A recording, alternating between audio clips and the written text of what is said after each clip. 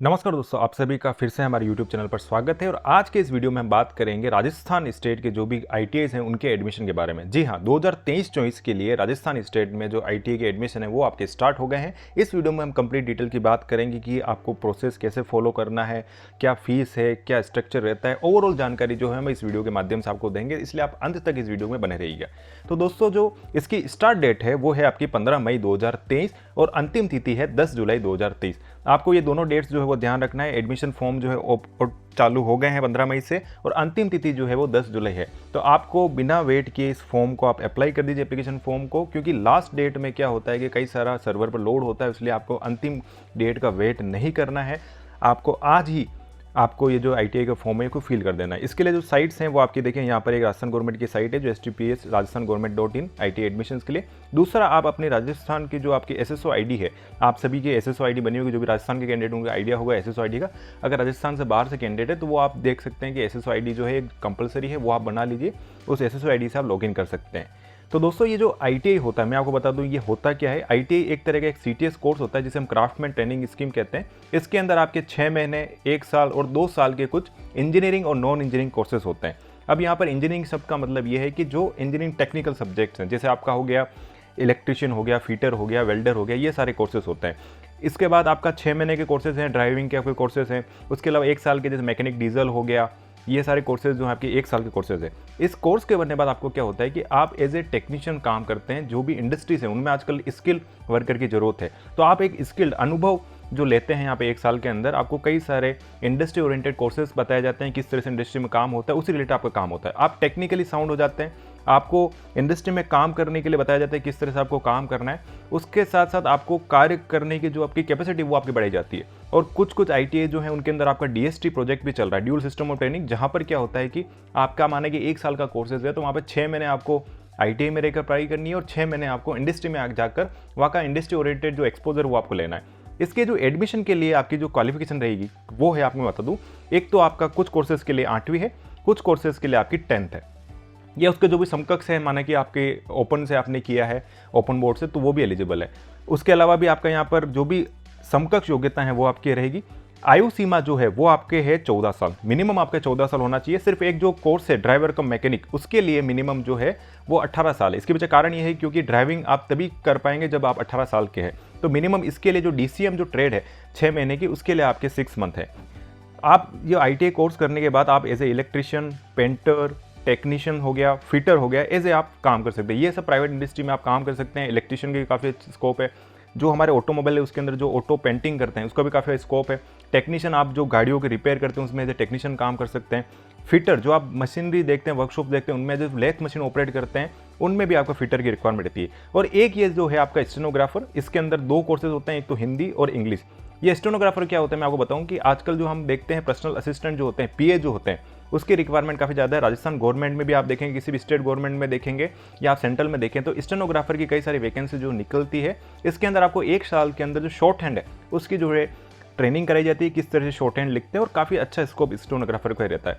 इसके अलावा हम गवर्नमेंट जॉब की बात करें तो ITI करने के बाद आप रेलवे में as a technician, assistant loco pilot लग सकते हैं। अग्निवीर के लिए भी जो ITI की हुए कैंडिडेट है, जो टेक्निकल कैडर है, उसके अंदर ITI वालों को यहाँ पर प्रेफरेंस दिया जाता है, कुछ परसेंटेज मार्क्स जो है उसको दिए जाते हैं। रोडेज के अंदर आप टेक्नीशियन लग सकते हैं, इसरो के अंदर आप टेक्नीशियन एज लग सकते हैं, DRDO के अंदर आप टेक्नीशियन लग सकते हैं, स्टेट इलेक्ट्रिसिटी डिपार्टमेंट जो है उसके अंदर आप लग सकते हैं, सचिवालय के अंदर, जैसे मैंने आपको बताया, आप एज ए स्टेनोग्राफर का कोर्स करके आप सचिवालय में लग सकते हैं। गवर्नमेंट जो आपके इंस्टीट्यूट है वहाँ पर आप एज इंस्ट्रक्टर बन सकते हैं। इसके लिए आपको सिर्फ एक CITS कोर्स और करना पड़ेगा, जिसका मैंने आपको पहले बता रखा है एक वीडियो में कि CITS का जो कोर्स है उसके लिए आप कैसे अप्लाई कर सकते हैं। आफ्टर ITI आप ये CITS कोर्स कर सकते हैं, तो इंस्ट्रक्टर बन सकते हैं। और जितनी भी गवर्नमेंट माइंसेस है इन सब में आप जो है एज ए टेक्नीशियन काम कर सकते हैं। इसके अलावा भी कई सारी गवर्नमेंट जॉब है वो आप कर सकते हैं। और इसके बाद अगर आपको गवर्नमेंट जॉब भी नहीं करनी, प्राइवेट जॉब नहीं करनी, तो आप अपना खुद का सेल्फ एम्प्लॉयमेंट जो है वो आप कर सकते हैं। ITI के बाद कई लोग जो है अपना खुद का स्वरोजगार करते हैं, और हमारे जो प्रधानमंत्री उनका भी है कि कौशल विकास करके आपको स्वरोजगार जो है वो आपको खुद को करना है, ताकि आप और को भी जॉब दें। अब यहाँ पर आप देखें तो करीबन ये आपकी है इंजीनियरिंग ट्रेड। यहाँ पे आप देखेंगे ड्राफ्टमैन, इसके अंदर 2 साल का कोर्स है। इसके अंदर रिक्वायरमेंट क्या है कि आपकी साइंस होनी चाहिए और आपके पास मैथ्स होनी चाहिए। ऐसे करके आप देखें, इसको पॉज करके देख सकते हैं कि कुछ में आपका साइंस और मैथ्स अवेलेबल है, सब में साइंस इसमें लिखा हुआ है। इसमें आपका ये लिखा हुआ है 10+2, और यहाँ पे आप देखें कुछ इंटीरियर डेकोरेशन है, इसके अंदर लिखा है 40% आपको साइंस मैथ्स में मिलाना है। तो ये पूरा क्राइटेरिया जो है वो आपको फुलफिल करना है। तो आप जो है ये टोटल जिसमें दिए हुए हैं वायरमैन, अब देखें यहाँ पे नीचे वेल्डर है, वेल्डर में आपको सिर्फ 8th क्लास पास, वायरमैन आपका 8th क्लास। ये आपका 2 साल का कोर्स है, यहाँ पे लिख रखा है 2 ईयर का कोर्सेज है, ये आपका 1 ईयर का कोर्सेज है। तो ऐसे कई सारे हैं, जैसे मैकेनिक डीजल हो गया, आप इसमें तो 10+2 सिस्टम के अंदर आपको 10th करनी होनी चाहिए और आपको साइंस और मैथमेटिक्स होनी चाहिए। आपने अगर ओपन से भी किए तो आपके इसके अंदर मैथ्स और साइंस होनी चाहिए। इस तरह से टोटल आप देखिए ये कोर्सेज है। और कुछ कोर्सेज आपके नॉन इंजीनियरिंग है, जिनमें आपका बेकर हो गया, आपके कंप्यूटर हार्डवेयर मेंटेनेंस हो गया, कॉस्मेटोलॉजी हो गया, ये सारे आपके क्या है नॉन इंजीनियरिंग ट्रेड्स जो हैं उनके थ्रू आपका कोर्स होते हैं। फायर सेफ्टी के अंदर हो गया। उसके अलावा कई सारे कोर्सेज आप देखें, ये आपका स्टेनो हो गया, ये भी आपका नॉन इंजीनियरिंग में, सिर्फ आपको 10th क्लास जो है वो आपका चाहिए। हिंदी के लिए आपका स्टेनोग्राफर में Hindi as a compulsory subject चाहिए।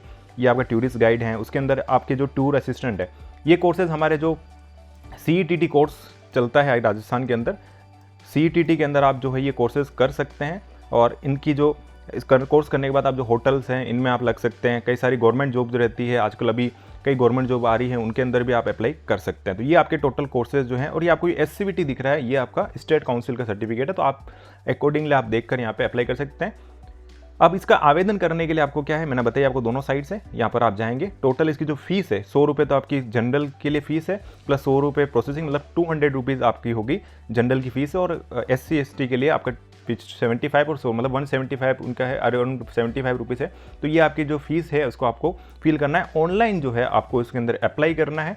ऑनलाइन आप इसमें SSID में जाएंगे और वहाँ से अप्लाई करेंगे। ठीक है, तो आप यहाँ पर देखें इसकी जो मेरिट बनेगी, वो मेरिट बनेगी सबसे पहले फर्स्ट प्रेफरेंस दिया जाएगा जिन्होंने है राजस्थान के मूल निवासी हैं। ठीक है, उन्होंने मूल निवासी राजस्थान से उत्तीर्ण की है। उसके अलावा राजस्थान के जो गवर्नमेंट एम्प्लॉय उनके कर्मचारी के मतलब संतान हैं।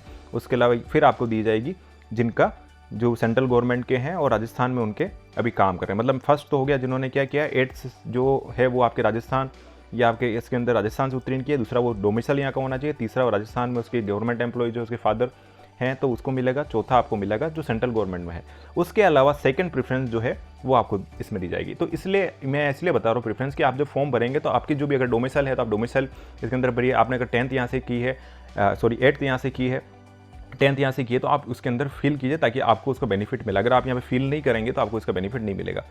यहाँ पर अब फीस की बात करें, आप अगर आपका एडमिशन हो जाता है तो यहाँ पर फीस जो है वो आपकी सबसे इंपॉर्टेंट है। यहाँ पर गर्ल्स के लिए बिल्कुल फीस फ्री है, किसी प्रकार की फीस जो है वो गवर्नमेंट द्वारा नहीं ली जा रही है। इसमें आप देखें तो अगर नॉर्मल फीस जो है वो आपके क्वेश्चन मनी है 1000 रुपये, 2400 रुपये आपकी हो गई ट्यूशन फीस, तो टोटल आपको 3400 रुपये 3400 जो है इसकी ओवरऑल आपके साल भर की फीस है। और जो 6 माह के जो कोर्सेज हैं उनमें आपके यहाँ पर 1200 रुपये जो है। अब ये 1000 रुपये जो हैं, ये 1000 रुपये भी आपको रिफंड हो जाएंगे जब आपका कोर्स कंप्लीट हो जाएगा। उसके बाद आपको रिफंड हो जाएगा। तो मात्र 2400 रुपये में आप यहाँ पर कोर्स करेंगे। और राज्य सरकार के आदेशानुसार राजस्थान ITI में महिलाओं से प्रशिक्षण शुल्क नहीं लिया जाएगा। तो काफ़ी अच्छी जो है यहाँ पर फीस दिखाई दे रही है और आपको गर्ल्स के लिए तो काफ़ी अच्छी चीज़ है। अब यहाँ पर आप देखें कैसे आवेदन करेंगे। तो सबसे पहले मैंने बताया कि आप जो साइट है उस साइट पे आप ओपन करेंगे। जो पहली वाली ये साइट थी, ये वाली साइट HTTPS ST इस पर जैसे आप इस पर क्लिक करेंगे तो इस पर क्लिक करने के बाद आपको इस तरह की जो होम स्क्रीन वो खुलेगी। यहाँ पर आपको जाना है आवेदन करें, ऑनलाइन आवेदन करें, इसके अंदर आपको क्लिक करना है। इसको क्लिक करने के बाद आपका ये SSID पोर्टल खुल जाएगा। आप डायरेक्टली अगर SSID डेवलप करेंगे तो SSID पोर्टल खुल जाएगा। आप यहाँ पर अपना यूजर नेम और यहाँ पासवर्ड और कैप्चा करके लॉगिन करेंगे। लॉगिन करने के बाद आपको नेक्स्ट स्क्रीन इस तरह की ओपन होगी। ये आपको जो स्क्रीन देख रहे हैं इस तरह की ओपन होकर यहाँ पर आप देखेंगे ऐप से, यहाँ पे आप क्लिक करेंगे तो यहाँ पर आपको इस तरह की स्क्रीन शो होगी। यहाँ पर आपको ITI ऐप के अंदर क्लिक करना है। ठीक है, ध्यान रखिएगा, ITI ऐप पर आपको क्लिक कीजिए। आपको ITI क्लिक करने के बाद आपकी ये स्क्रीन खुलेगी। लॉगिन के अंदर आपको यहाँ पर सिलेक्ट और एप्लीकेशन को ड्रॉप डाउन करना है। यहाँ पर एडमिशन, इसमें कई सारे आपको दिख रहे हैं NCERT एग्जामिनेशन, तो आपको एडमिशन पे क्लिक करना है। एडमिशन पे क्लिक करने के बाद आपको एज ए ये ओपन होगा।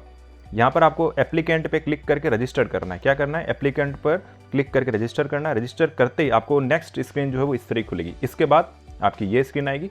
यहाँ पर आपको सिलेक्ट करना है, क्या पूछ रहा है, सिलेक्ट योर डोमिसाइल।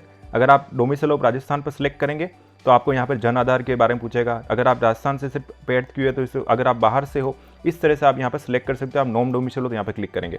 जैसे आप यहाँ पर सिलेक्ट करेंगे पास्ट 10th राजस्थान से ये कुछ भी हो तो आपको यहाँ पर ये डिटेल्स जो है वो आपको डिटेल्स जो है वो फिल करनी होगी। किस में आपको लेना है, 8th के ट्रेड के हिसाब से लेना है कि 10th के हिसाब से लेना है, ये सारी आपको डिटेल फिल करनी है। तो आपने पहले जो मैंने आपको टेबल दी उस टेबल में देख सकते हैं कि 8th के बेस में कौन सी आपकी ट्रेड्स हैं और 10th में कौन सी है।